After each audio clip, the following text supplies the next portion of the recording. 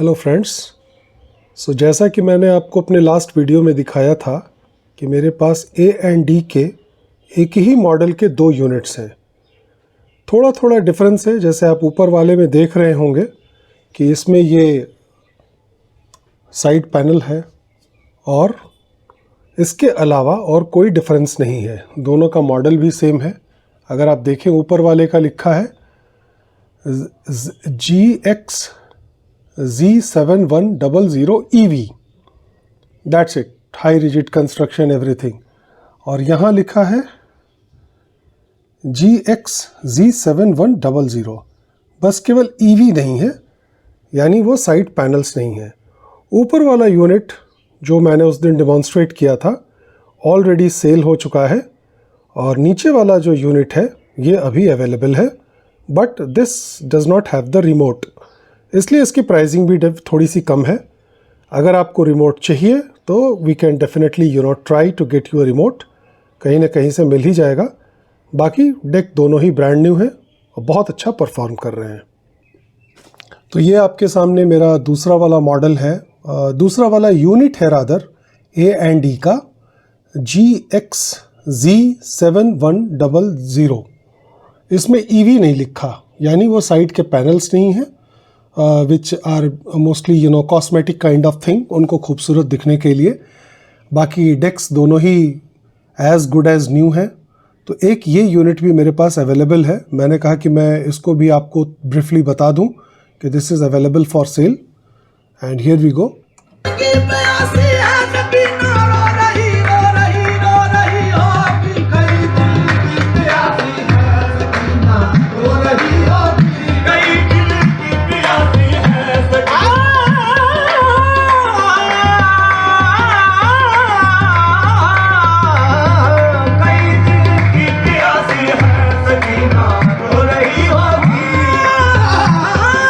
ये नुसरत फ़तेह अली खान साहब का वो पेरिस का लाइव कॉन्सर्ट है जो मैंने रिकॉर्ड किया था मेटल टेप पे बहुत साल पहले। तो this was recorded on a Nakamichi. Rewind, stop.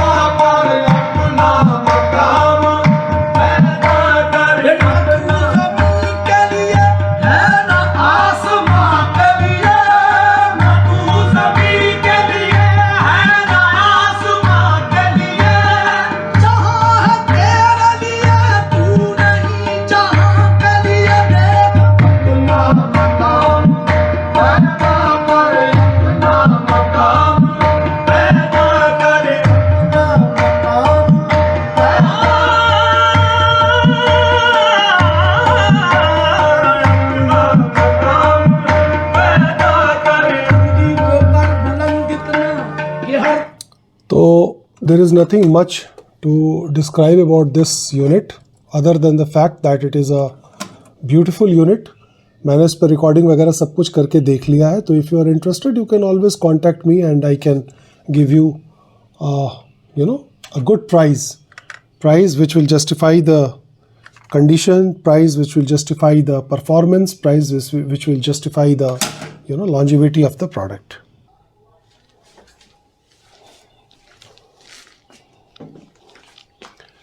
नमस्ते और स्वागत है आपका एक और नए एपिसोड में।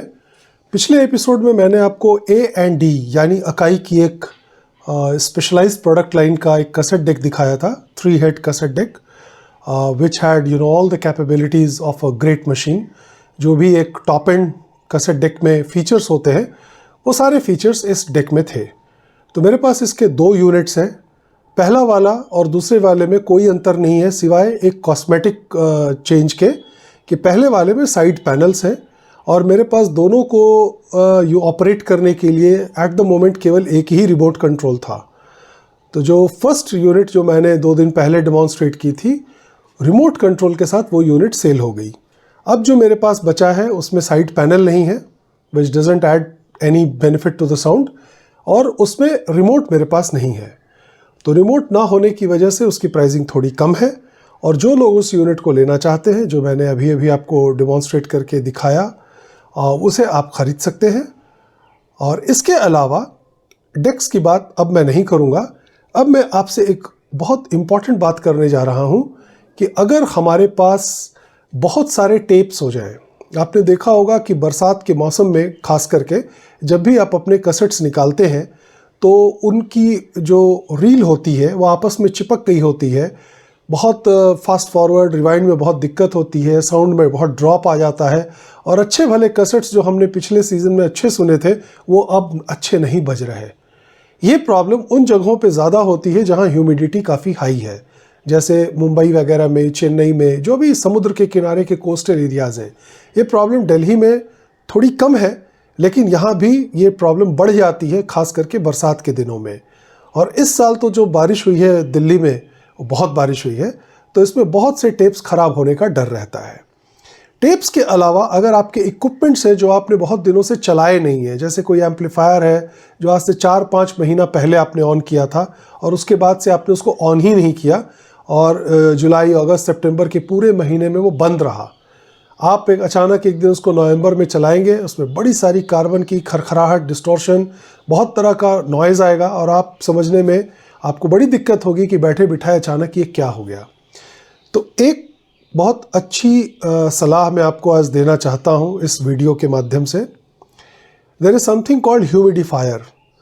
ह्यूमिडिफायर के बॉक्सेस आते हैं, बड़े बड़े बॉक्सेस आते हैं, उन्हें आप ख़रीद सकते हैं और ख़रीद के आप इनको उस जगह पे रख सकते हैं जहाँ पे आप अपने टेप्स स्टोर करते हैं। मान लीजिए आपके पास कोई कबर्ड है, आपने उसको खींचा, उसमें ढेर सारे कैसेट्स रखी हुई हैं, उसके अंदर आपने ये ह्यूमिडिफायर का एक बॉक्स रख दिया।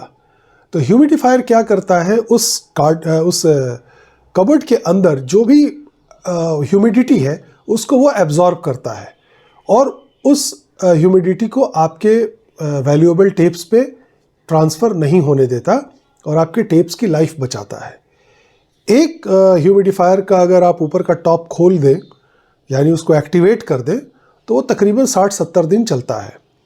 तो ख़ास करके बरसात के मौके में आपको ऐसे बड़े सारे डिब्बे खरीद के रखने चाहिए जो 3-4 महीने, जैसे ही 1.5 महीना हो उसको निकाल के नया फिर लगा दीजिए। और यही काम आप कर सकते हैं अपने इक्विपमेंट्स के साथ। अपने इक्विपमेंट्स के पास भी आप इन ह्यूमिडिफायर बॉक्सेस को रख सकते हैं ताकि वो कोई भी ह्यूमिडिटी जो अगल बगल जनरेट हो रही है उसको वो एब्जॉर्ब कर लेंगे। इनका और भी बहुत कुछ इस्तेमाल है, जैसे कपड़ों के क्लोजेट में आप रख सकते हैं।